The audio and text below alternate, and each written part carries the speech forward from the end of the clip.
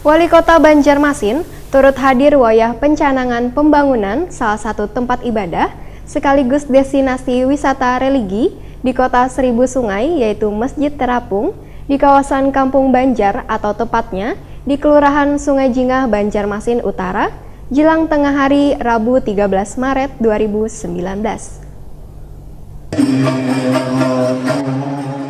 Wali Kota Banjarmasin Ibnu Sina turut hadir wayah pencanangan pembangunan salah satu tempat ibadah sekaligus destinasi wisata religi di Kota Seribu Sungai, yaitu Masjid Terapung di kawasan Kampung Banjar atau tepatnya di Kelurahan Sungai Jingah, Banjarmasin Utara, jelang tengah hari Rabu 13 Maret 2019.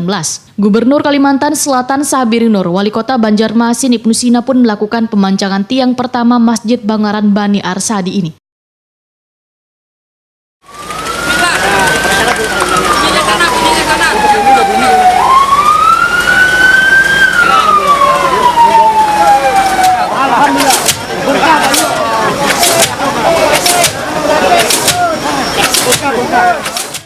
Pembangunan Masjid Terapung ini atas bantuan dana dari pemerintah Provinsi Kalimantan Selatan sebesar 1 miliar rupiah. Uang dari Gubernur Kalimantan Selatan Sabiri Nur secara pribadi sebesar 100 juta rupiah. Wali Kota Banjarmasin Ibnu Sina menyatakan bangunan ini kada hanya digunakan gasan beribadah, tetapi bisa dimanfaatkan sebagai tempat kunjungan pariwisata religi. Ibnu Sina pun mengaku sangat bangga dengan berdirinya Masjid Terapung yang akan menambah keindahan kawasan Sungai Jingah yang sudah berdiri beberapa rumah Banjar. Ibnu Sina berharap kunjungan wisata religi akan bertambah di Kota Seribu Sungai ini karena bisa melalui jalur susur sungai. Turut hadir dalam pencanangan Masjid Terapung ini, Dewan Masjid Indonesia Pangeran Rusdi Effendi, Ketua DPRD Provinsi Kalimantan Selatan Burhanuddin, Wan Camat Banjarmasin Utara Apiludin.